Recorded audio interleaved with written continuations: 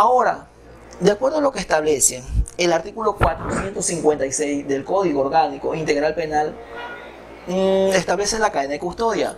La cadena de custodia es el ente en el cual va a tener la materialidad del hecho constante. ¿Para qué? Para saber si puede haber autores de manera intelectual o autores de manera material. Que esos indicios, esas evidencias que se encuentran dentro de la cadena de custodia, se les realiza el respectivo examen por un médico forense, el cual él determinará el grado de responsabilidad. Porque médico forense, la palabra forense viene del latín forensis, el cual forensis quiere indicar que es buscar responsabilidad a una persona de un presunto autor. Teniendo claro ese hecho, ¿por qué en la actualidad nosotros manipulamos de una manera que no es la correcta? Estamos hablando de materia en tránsito. En materia en tránsito, en todo momento hay que tener lo que es cadena de custodia.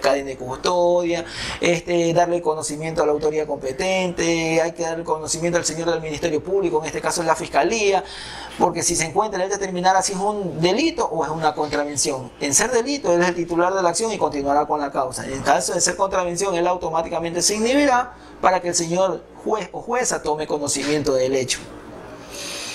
Asimismo, el Ministerio Público tiene sus auxiliares. ¿Cuáles son sus auxiliares? Los auxiliares son los peritos en criminalística, criminología, etc. Ellos son los que le van a dar fe y le van a descubrir el hecho para que el Ministerio Público tenga la capacidad y el aval de buscar responsables en un presunto hecho. Si en caso de no encontrar responsable, es porque automáticamente los indicios y las evidencias han desaparecido.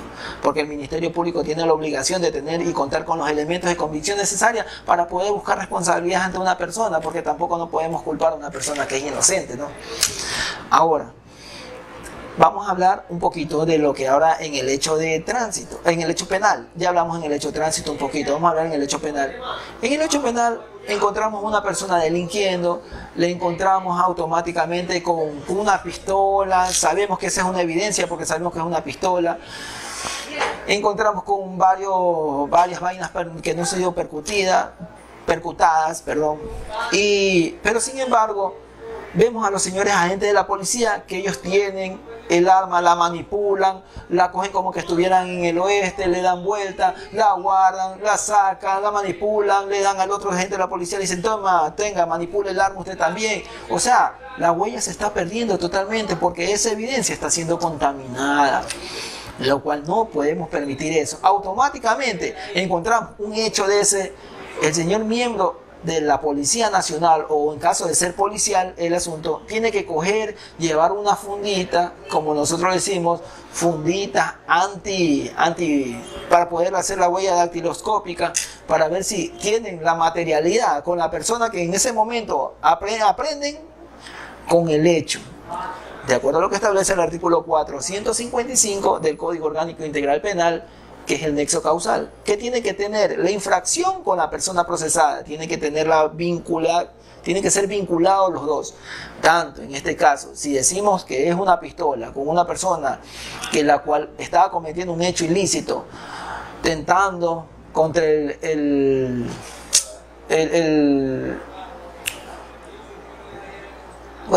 tentando contra la vida, que ese es totalmente, no lo dice la Constitución, también lo dice el Pacto San José de Costa Rica, que es como la Convención de Derechos Humanos, que primero estará la vida en todo momento. Pero sin embargo, manipulan demasiado esos instrumentos, esas evidencias, manipulan los indicios, ellos llegan a la escena y le tiran cualquier fluido para que aparezcan, y eso no debería ser así. Pero en la actualidad está pasando eso aquí.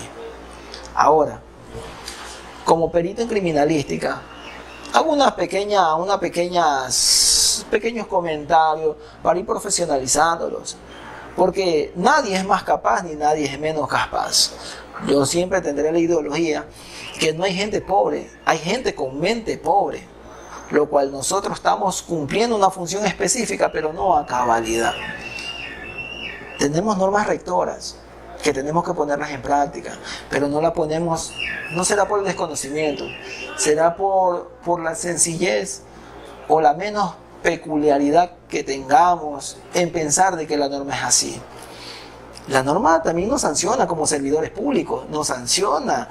Eso no lo establezco yo, lo establece la norma en su artículo 233 de la Constitución de la República del Ecuador, que establece que los servidores públicos serán sancionados de manera administrativa, penal y civil.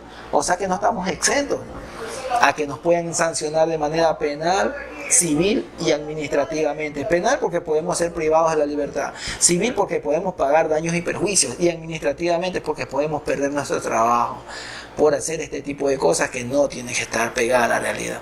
Ahora, volviendo al tema, la criminalística no es más que una ciencia multidisciplinaria porque tiene que ver con muchos enlaces, a diferencia con la criminología, que ahora vamos a entrar en la criminología. La criminología, el padre de la criminología en ese tiempo fue considerado César Lombroso.